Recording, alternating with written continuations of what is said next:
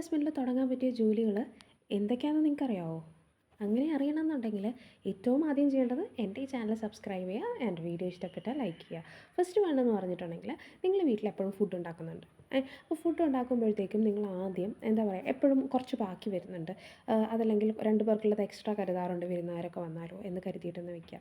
അങ്ങനെയാണെങ്കിൽ നിങ്ങളുടെ അടുത്ത്, അതായത് ഇപ്പോൾ ഏതെങ്കിലും സ്കൂൾസിൻ്റെയോ കോളേജസിൻ്റെയോ അല്ലെങ്കിൽ ഹോസ്റ്റൽസിൻ്റെയോ അടുത്ത് വീടുകളുള്ളവർ ആദ്യം ചെയ്യേണ്ടത് അവിടെ ഭക്ഷണത്തിന് ആവശ്യമുണ്ടോ എന്ന് അന്വേഷിക്കുക. അങ്ങനെയാണെങ്കിൽ ഉണ്ടാക്കുന്ന ഫുഡ്, അതായത് ഞാൻ പറയുന്നത് നിങ്ങൾ എക്സ്ട്രാ ഉണ്ടാക്കുന്ന, സാധാരണ വീടുകളിൽ ഉണ്ടാക്കുമ്പോൾ എക്സ്ട്രാ ഉണ്ടാക്കുന്ന ഫുഡ് ഉണ്ടല്ലോ, ആ ഫുഡ് നിങ്ങൾ എന്ത് ചെയ്യുക, പാക്ക് ചെയ്തിട്ട്, അതായത് ഒരാൾക്കുള്ള ഫുഡ് എക്സ്ട്രാ എല്ലാ ദിവസവും ഉണ്ടാക്കാറുണ്ട് എന്നുണ്ടെങ്കിൽ അത് പാക്ക് ചെയ്തിട്ട് അവർക്ക് കൊടുക്കുക.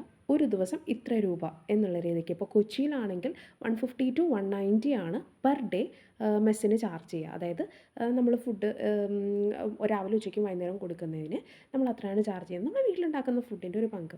അത് കൂടാതെ അപ്പോൾ എന്ന് പറഞ്ഞാൽ അത് പതുക്കെ അവിടെയുള്ള സ്റ്റുഡൻസ് ഏറ്റവും നല്ല മാർക്കറ്റിംഗ് സ്ട്രാറ്റജി എന്ന് പറഞ്ഞാൽ നല്ല ഫുഡ് ക്വാളിറ്റി ഉള്ളത് കൊടുത്ത് കഴിയുമ്പോഴത്തേക്കും അന്ന് ഒത്തിരി സാധനങ്ങളൊന്നും വേണ്ട അതിൽ.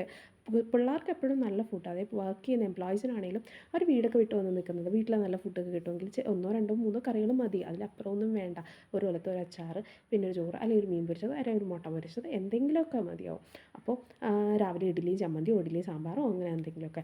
പതുക്കെ ആ പിള്ളേരുടെ ഫ്രണ്ട്സ് നിങ്ങൾ അന്വേഷിച്ച് വരും. ഒരു കുട്ടിയാണെങ്കിൽ ആ കുട്ടിയുടെ ഫ്രണ്ട്സ് നിങ്ങൾ അന്വേഷിച്ച് വരും. അങ്ങനെ നിങ്ങൾക്ക് നിങ്ങളുടെ ബിസിനസ് ഗ്രോ ചെയ്യാൻ പറ്റും.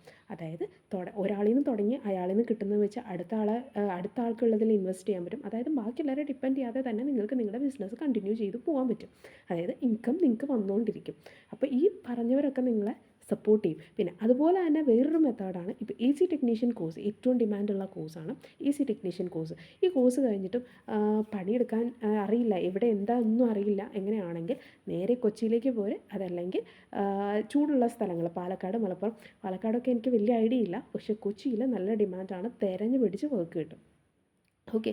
അപ്പോൾ നിങ്ങൾ ചെയ്ത് പതുക്കെ അത് അതിൻ്റെ കോൺട്രാക്റ്റ് എടുത്ത് വർക്കുകൾ അത്യാവശ്യം പഠിച്ചു കഴിഞ്ഞതിന് ശേഷം, അല്ലാതെ ജസ്റ്റ് ഇൻസ്റ്റാളേഷൻ ഇത് മാത്രമല്ല, അതല്ലാതെ കംപ്ലയിൻസും ഇതെല്ലാം, അതായത് ഇൻസ്റ്റാൾ ചെയ്ത് കഴിയുമ്പം എന്തൊക്കെ ഇഷ്യൂസ് വരും, അതെങ്ങനെ നമ്മൾ ഓവർകം ചെയ്യും, ഇതെല്ലാം, അതുപോലെ തന്നെ ഒരു കംപ്ലയിൻറ്റ് വന്നാൽ എങ്ങനെ റെക്ടിഫൈ ചെയ്യണം, ഇതെല്ലാം പഠിച്ചു കഴിഞ്ഞതിന് ശേഷം നിങ്ങൾ പതുക്കെ സബ് കോൺട്രാക്റ്റ് എടുക്കുക, പിന്നെ ഡയറക്റ്റ് കോൺട്രാക്റ്റ് എടുക്കുക, പിന്നെ ഏതെങ്കിലും ഫേം സ്റ്റാർട്ട് ചെയ്യുക. അങ്ങനെ അതായത് ഇൻവെസ്റ്റ്മെൻറ്റ് നിങ്ങളുടെ കയ്യിലുള്ളത് വെച്ചിട്ട് തന്നെ നിങ്ങൾക്ക് തുടങ്ങാൻ പറ്റും.